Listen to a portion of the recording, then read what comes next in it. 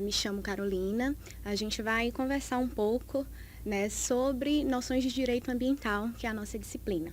Então, a disciplina a gente dividiu em 3 unidades, né, e esse primeiro momento a gente vai falar um pouco sobre as noções, no caso, características, né, básicas do direito ambiental, um pouco da questão do histórico e dos princípios, né, que norteiam a matéria de direito ambiental. O que é interessante a gente destacar quando a gente fala, né, nessa matéria, né, que é direito ambiental, nesse ramo do direito? As características básicas, né, desse braço do direito é que é uma disciplina, né, uma matéria relativamente nova. Se a gente for comparar com os demais ramos do direito, o direito ambiental ele começou a se consolidar a partir da década de 70, quando as discussões sobre as questões ambientais elas foram se intensificando. Então, a gente acaba considerando, né, esse braço, esse ramo do direito, como sendo uma matéria relativamente nova.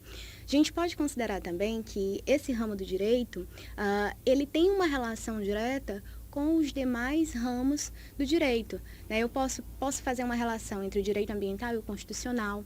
Quando a gente para observar que a nossa Constituição, por exemplo, ela tem um capítulo unicamente, né, destinado à questão ambiental, então existe uma interface. Existe uma interface do direito ambiental, por exemplo, com o direito civil, no momento que se atribui, né, a responsabilidade civil frente aos danos ambientais. Existe uma interface, uma relação também com o direito administrativo, no momento que são pontuadas na nossa legislação as infrações administrativas e as sanções. Existe ainda interface com o direito penal. Então, uma outra característica, né, desse ramo do direito é que existe uma interface, uma conexão direta com os demais ramos do direito. Uma característica que a gente não pode deixar de destacar do direito ambiental é que é um ramo do direito que vai tratar de direitos que a gente chama de direitos difusos, né? O que seriam esses direitos difusos? A gente tem, quando se fala, né, em direito, a gente tem assegurados os direitos individuais, que são aqueles direitos, né, que são inerentes, no caso, a mim, a Maria, ao João, a cada um dos indivíduos.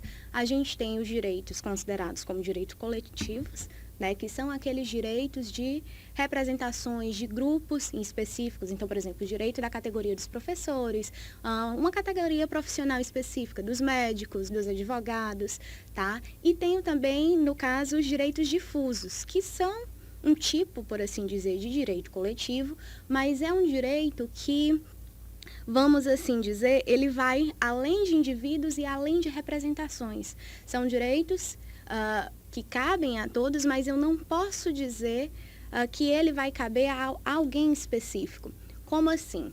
Eu posso dizer que o direito a respirar, a ter um ar de qualidade, é um direito só meu? É um direito só de João? É um direito só de Joaquim? Ou é direito de um grupo específico? Não. E aí a gente diz que esse direito, por exemplo, ao ambiente, ele é um direito difuso, que ele vai além das individualidades. Ele é um direito transindividual, a qual eu não posso designar especificamente a pessoa que vai ter esse direito. Então, em matéria ambiental, a gente está tratando desse tipo de direito, que é um direito do tipo difuso.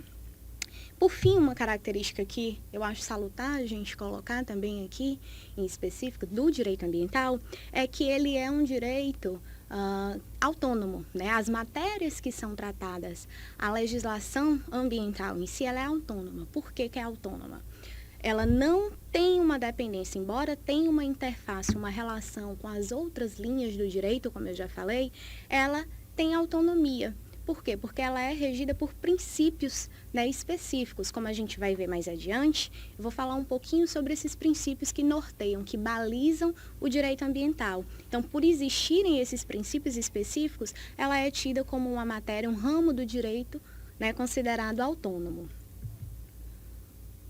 Por fim, o objeto básico, né, desse ramo do direito é o meio ambiente e o objetivo, a finalidade do direito ambiental é tentar compatibilizar as ações, né, as modificações sociais e econômicas à questão ambiental, é tentar controlar o uso dos recursos ambientais dentro de um determinado contexto.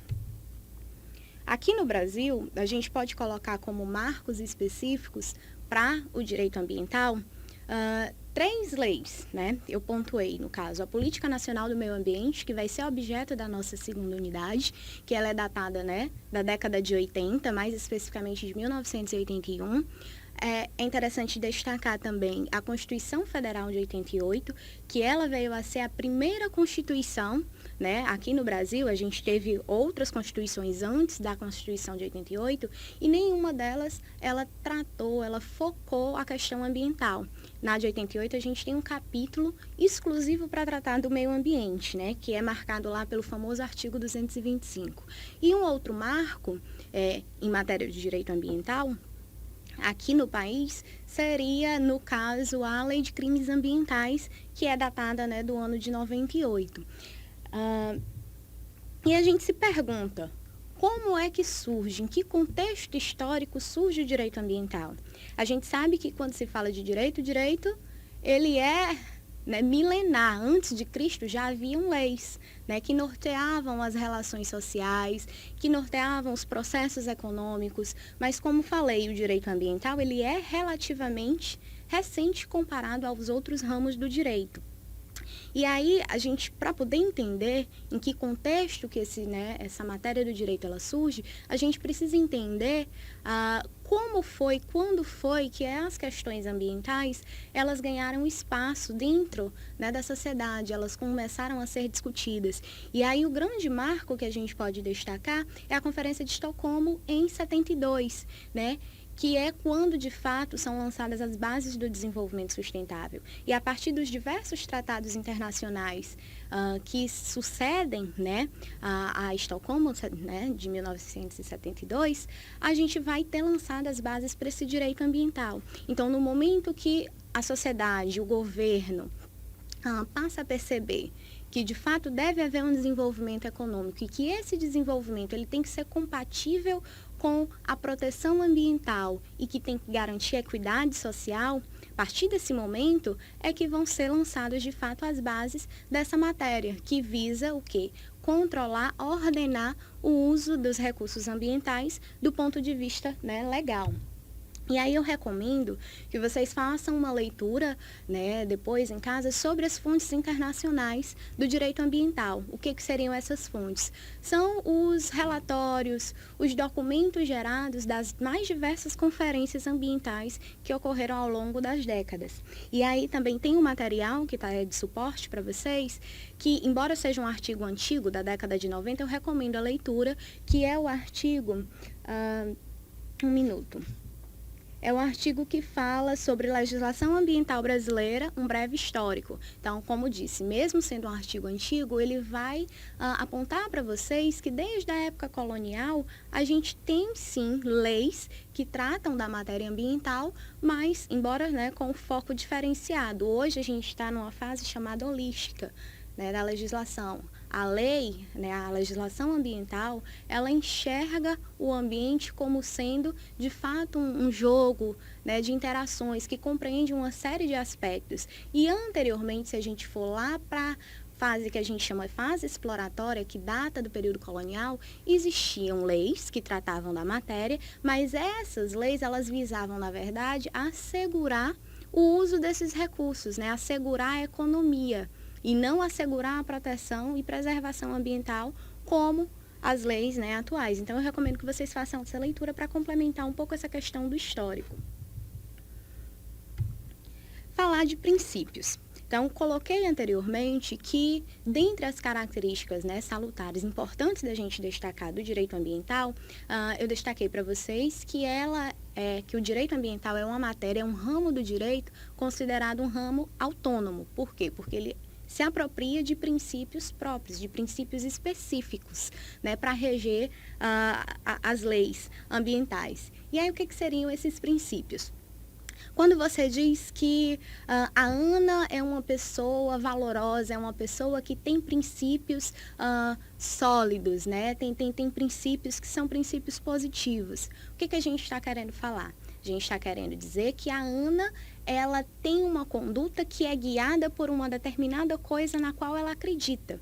Então, esse princípio, ele baliza, ele orienta, ele norteia, ele conduz a conduta da ANA. E aí, em matéria de direito, quando eu falo de princípios, eu estou falando de elementos fundamentais que vão direcionar, no caso, a interpretação e até mesmo a elaboração dessas leis. E aí, se tratando de princípios do direito ambiental, né, não é diferente. Eu estou falando dos princípios que vão nortear as leis e a interpretação da matéria, tá, ambiental. Então, esses princípios, a gente pode dizer que eles são disposições fundamentais, eles são o alicerce, no caso, do próprio direito ambiental. E aí eu destaquei, vocês vão ter a oportunidade de ver nos slides de vocês, que a gente tem um quadro onde eu destaquei os principais princípios colocados, né, pelos diversos autores. E aí a gente pode citar, eu tenho o princípio do desenvolvimento sustentável, do poluidor pagador, da prevenção e da precaução, do usuário pagador, do protetor recebedor, o princípio do limite, são os princípios mais diversos que a gente vai ter. E aí também fica a recomendação para vocês fazerem a leitura do material de apoio, né? Tem um material intitulado Princípios Básicos do Direito Ambiental. E ele vai dar para vocês uma visão desses diversos princípios. Mas aqui, né, para efeito de conversa, nossa, eu destaquei alguns princípios. No caso, o princípio do desenvolvimento sustentável, do meio ambiente ecologicamente equilibrado, da prevenção e da precaução, do poluidor pagador, usuário pagador e o princípio do limite. Pois bem, o princípio do desenvolvimento sustentável. Esse talvez seja o princípio mais abordado, né, pelos autores, né, pelos juristas diversos, porque de fato é ele quem vai dar a base. Como eu falei lá no princípio, qual é o objeto do direito ambiental? O objeto é o ambiente, em todos os seus aspectos, considerado, né, como eu falei, da forma holística, da forma geral, todos os seus componentes. E qual é o objetivo? Qual é a finalidade? É garantir o uso controlado desses recursos, né? É orientar o uso dos recursos ambientais, mas orientar para quê? De forma que esse uso seja sustentável. Então, esse princípio do desenvolvimento sustentável talvez seja o mais importante, né? E aí a gente tem que considerar o velho conceito que foi lançado lá na década de 70. O desenvolvimento sustentável vai ser aquele desenvolvimento que vai assegurar um crescimento econômico sem desconsiderar a vertente ambiental e a vertente social. A gente tem ainda o princípio do meio ambiente ecologicamente equilibrado. Por que eu fiz um destaque a ele? Porque esse princípio ele é colocado claramente na nossa Constituição. Lá o artigo 225 da Constituição Federal Brasileira, ele começa, né, dizendo que todos têm direito ao meio ambiente ecologicamente equilibrado, ou seja, em condições adequadas, em condições sadias que, né, garantem a qualidade de vida da população. Então, isso também é um princípio. Então, todo o aparato legal em matéria ambiental, ele acaba considerando isso. Qualquer lei que você pegue para interpretar, no fim, né, no frigir dos ovos, desculpe a expressão, no fim das contas, ela vai estar querendo o quê? Garantir desenvolvimento sustentável, garantir esse direito, né, a esse meio ambiente ecologicamente equilibrado. Por quê? Porque ela segue justamente esses princípios que eu estou falando. Tem um outro princípio que ele merece também destaque, no caso dois, que quando a gente fala de um, a gente não tem como negar o outro. É o princípio da prevenção e da precaução. Por que quando eu falo em prevenção, eu associo a precaução? Alguns autores, eles colocam a precaução como sendo uma subespécie de prevenção. Então, eles estão atrelados. Não querem dizer a mesma coisa. Prevenção significa uma coisa e precaução, né, uma outra, um tanto quanto diferente.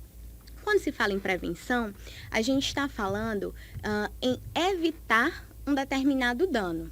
E quando eu falo em precaução, eu estou falando em evitar ou amenizar um determinado risco. A grande diferença entre um e outro é que quando se fala em prevenção, eu estou querendo evitar um dano que eu já conheço previamente, que já foi comprovado cientificamente que aquele dano está associado a uma determinada ação. E quando eu falo em precaução, eu estou falando em evitar probabilidades, em evitar possibilidades, em evitar riscos. Como assim? Por exemplo, a gente já sabe que se eu retirar uma cobertura vegetal de um determinado local, eu vou estar expondo aquele solo, né, aos elementos de intempérie.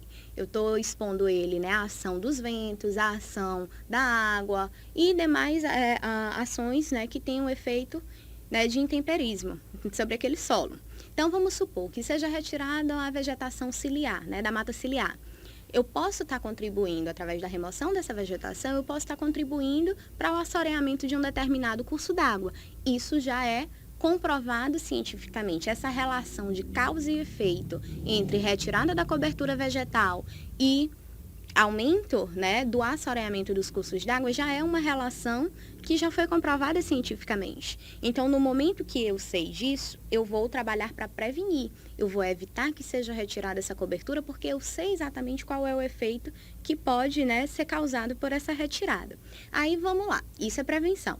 Quando eu falo de precaução, eu falei para vocês que quando eu falo de precaução, eu estou falando de trabalhar para amenizar riscos, para amenizar probabilidades. Então, eu não tenho a certeza científica de, né, que existe uma relação de causa e efeito entre a ação e o provável dano, o provável efeito. Como assim?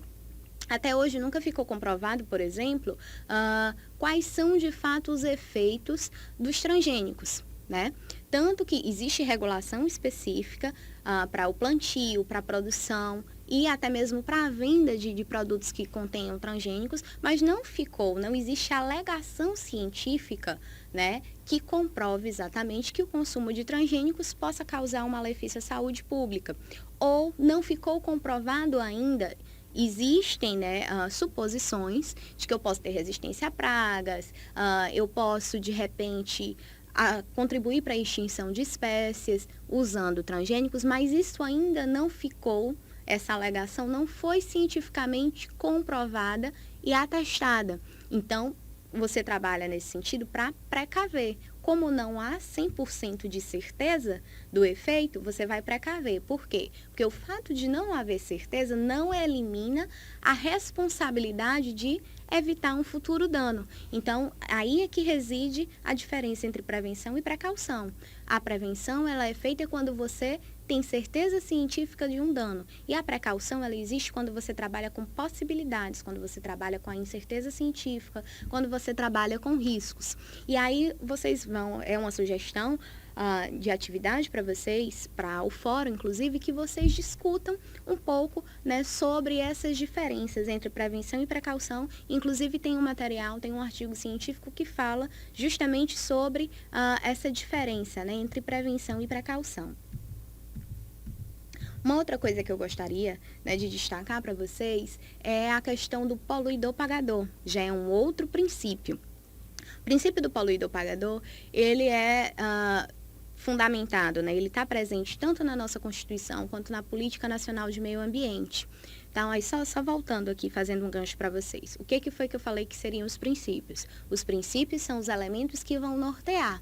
Então, todos esses princípios que eu estou colocando para vocês, eles, se vocês pegarem qualquer legislação e forem analisar, vocês vão conseguir, em algum momento, enxergar esse princípio embutido. O do desenvolvimento sustentável, do meio ambiente ecologicamente equilibrado, o da prevenção. Por exemplo, se você pega a legislação referente ao licenciamento, você vai ver que ela toda, ela está, vamos assim dizer, fundamentada na prevenção. Tá? Então, vocês começam a enxergar esses princípios embutidos nas leis que vocês venham, né, a estudar. E aí, o poluidor-pagador, ele é muito presente nas leis ambientais. E aí fica a grande pergunta. O princípio, ele diz que quem polui pode pagar? Não. Em momento algum, quando você fala de poluidor-pagador, você não está dizendo que o indivíduo tem o direito de poluir porque ele vai pagar. Não. A pegada, a ideia, né, desse princípio é que o indivíduo, ele repare. Então, aquele indivíduo, seja pessoa física, no caso, ou pessoa jurídica, que for caracterizado como poluidor, ele tem a obrigação jurídica de reparar esse dano dele. Mas, por outro lado, o princípio do poluidor-pagador, ele também tem um caráter que a gente diz assim, que vem a ser preventivo. Primeiro momento, ele tem um caráter reparatório, por quê? Porque ele obriga o poluidor a assumir a responsabilidade sobre o dano. E tem um caráter preventivo porque já a pessoa física, a pessoa jurídica, o empreendedor, no caso, já sabendo que ele vai ter que arcar com os efeitos, né, da ação dele, ele acaba assumindo a prevenção. Que no caso, prevenir, então, todo mundo já ouviu isso, né? É popular, mas enfim, é melhor prevenir do que remediar. Então, esse princípio, ele assume esses dois caráteres, o da reparação e de obrigar o indivíduo, obrigar o empreendedor a prevenir, para que ele evite um possível passivo ambiental, né? O que seria o passivo ambiental? É o custo que o poluidor assume para poder reverter o seu dano. Então, é interessante enxergar o poluidor pagador sobre esses dois aspectos. E o outro princípio que eu destaquei foi o do usuário pagador. O usuário pagador, ele é como se fosse um filho, né, por assim dizer, do poluidor pagador, porque ele evoluiu a partir desse princípio. E onde que a gente pode visualizar o poluidor pagador? Se, por exemplo, a gente pegar lá a Política Nacional de Recursos Hídricos, em algum momento ela fala que dentre as diretrizes, os princípios da política, está lá, cobrança pelo uso da água, ou está lá colocada a outorga. Isso a gente acaba visualizando o usuário pagador. O usuário pagador, ele é um princípio que ele vai tentar garantir a racionalização do uso dos recursos. Por exemplo, quando a gente paga a taxa de consumo de água. A água, como todos os bens ambientais, são bens, né, que, vamos assim dizer, todos têm direito, mas a ninguém pertence. Certo? Mas funciona mais ou menos assim. Então, por que a gente paga pelo consumo da água? A gente paga porque ela passa por um processo de tratamento, ok, tem um custo para ela chegar, mas a gente paga, acima de tudo, para poder ajudar no uso racional. Então, e aí entra essa questão do usuário pagador, que é um princípio que visa garantir que o uso desses recursos seja feito de maneira racional. E o último princípio que eu destaquei foi o princípio do limite, né? Esse princípio do limite, ele está muito atrelado aos governos, né? Ao legislativo em si. Por quê? O uso, né, dos recursos, eles têm que ser feito de uma forma limitada. Da mesma forma que as emissões, os processos de poluição também devem respeitar limites de tolerância. Então, se você pega uma resolução do CONAMA que diz que trata do limite de material particulado que pode ser emitido, ou do limite de matéria orgânica que pode ser contido, né, num efluente, em um esgoto, eu estou delimitando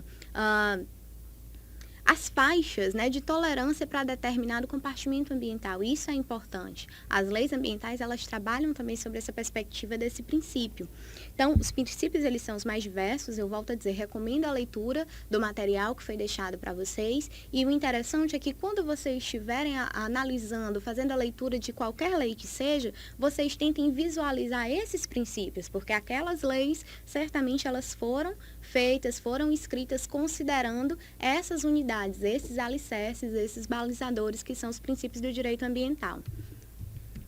Então, por fim, né, para a gente encerrar o conteúdo dessa unidade, eu gostaria só de fazer um destaque ao meio ambiente, né, na Constituição de 88. Como falei para vocês, quando citei, né, lá no comecinho, os marcos na legislação ambiental brasileira, eu citei a Constituição de 88. Nós tivemos outras constituições, como já disse, mas elas não deram uma atenção, né, específica à questão ambiental, como foi dada na Constituição de 88. Então, a gente tem, no artigo 225, no capítulo 5 da Constituição e o artigo 225, a gente tem tratado, né, especificamente desses direitos difusos. Lembram mais uma vez, lá no começo eu falei que em matéria ambiental, em matéria de direito ambiental, a gente está tratando de direitos difusos, né, que são direitos transindividuais, são direitos que a gente considera indivisíveis e que estão ligados às chamadas circunstâncias de fato. É o exemplo que eu havia dado. Será que só eu tenho direito a respirar um ar de qualidade? Será que só a Maria, o João, o Antônio? Será que é um grupo específico? Não, é um grupo que transcende aos indivíduos, transcende aos grupos específicos, né? No caso seria o direito ao ar, direito à água, às cidades, né, em condições equilibradas, direito a uma vida, né, saudável, ao meio ambiente ecologicamente equilibrado. Então, isso é um direito difuso que está lá claramente colocado na nossa Constituição. E aí, só vou fazer aqui a leitura bem breve do caput do artigo 225. O que é o caput? O caput é como se fosse a introdução, né? É a matéria, é a norma específica que está sendo tratada ali. Então, no caso do artigo 225, o que está lá acompanhando o artigo 225 é o caput. O que vem em seguida são os parágrafos e os incisos. Então, eu vou ler aqui o caput para vocês. O artigo 225, ele diz que todos têm direito ao meio ambiente ecologicamente equilibrado, bem de uso comum do povo e essencial à sadia qualidade de vida, impondo-se ao poder público e à coletividade o dever de defendê-lo e preservá-lo para as presentes e futuras gerações. Se a gente fizer o exercício para tentar entender quais são os princípios do direito ambiental que nortearam isso daqui, a gente vê claramente o do desenvolvimento sustentável, quando ele fala que eu quero defender e preservar o ambiente para as futuras gerações. Eu vejo claramente o do meio ambiente ecologicamente equilibrado como sendo direito a todos, de todos, perdão. E aí, mais na frente, eu vou ver os demais princípios. Por quê? Para garantir isso daqui, ou seja, para garantir o que está no caput, que é que todos têm o direito ao meio ambiente ecologicamente equilibrado, o legislador, na época, colocou nos parágrafos que seguem exatamente o que é que o poder público tem que fazer para garantir esse ambiente ecologicamente equilibrado para todos. E aí, a gente tem o parágrafo 1º, né, e os seus 7 incisos. Nesse parágrafo 1º, e nos seus 7 incisos, a gente tem exatamente quais são as obrigações do poder público para garantir esse direito ao desenvolvimento sustentável, ao ambiente ecologicamente equilibrado. E aí, nesse momento, surgem os princípios do limite, surgem os princípios da prevenção, do poluidor-pagador, quando ele, por exemplo, exige na forma da lei que seja feito o licenciamento, ele está garantindo, né, o poluidor-pagador e o princípio da prevenção e da precaução. Quando ele fala de promoção da educação ambiental em todos os níveis como uma forma de se garantir esse ambiente ecologicamente equilibrado, surge um outro princípio, que é o da informação, que eu não falei aqui, mas é um princípio. Então, eu queria que vocês fizessem esse exercício, fizessem a leitura do artigo 225, tentando enxergar também esses princípios do direito ambiental. E, ainda no 225, são pontuados, em especial no parágrafo 1º do 225, são pontuadas uma série de instrumentos de proteção do ambiente. Então, são estabelecidos, né, não é que sejam estabelecidos padrões, mas é colocado que o poder público tem que estabelecer padrões. Então, isso se refere ao princípio do limite. É falado do zoneamento, avaliação de impacto, do licenciamento, audiências públicas, responsabilidade civil, sanções administrativas e penais. Então, isso tudo são instrumentos de proteção ambiental que surgem dentro, né, do artigo 225 da Constituição, que é justamente a máxima em matéria ambiental. Dentro aqui do Brasil, quando a gente pensa qual é, eu não vou nem dizer a lei maior, mas qual é, depois dos princípios, o que é que vai nortear a legislação ambiental? É justamente o que está colocado lá no artigo 225 da nossa Constituição, tá? Então, fica aí de orientação para vocês, que vocês leiam o material que foi disponibilizado, em especial falando dos princípios, e que vocês façam esse exercício de tentar ler, se não uma lei, mas se tentar ler pelo menos o artigo 225 e tentar enxergar dentro dele esses princípios que a gente tratou aqui, tá? Bom dia ou boa tarde para vocês.